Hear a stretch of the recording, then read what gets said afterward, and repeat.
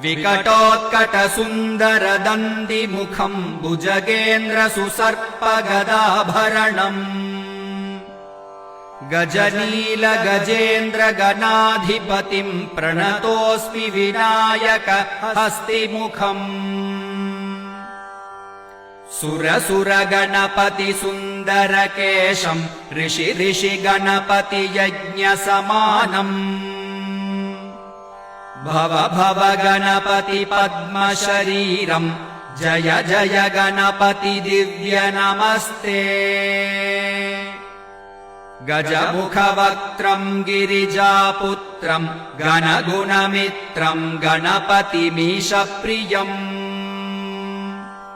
करधृतपरशुम् कङ्कणपाणिम् कबलितपद्मरुचिम् सुरपतिवन्द्यम् सुन्दरनृत्यम्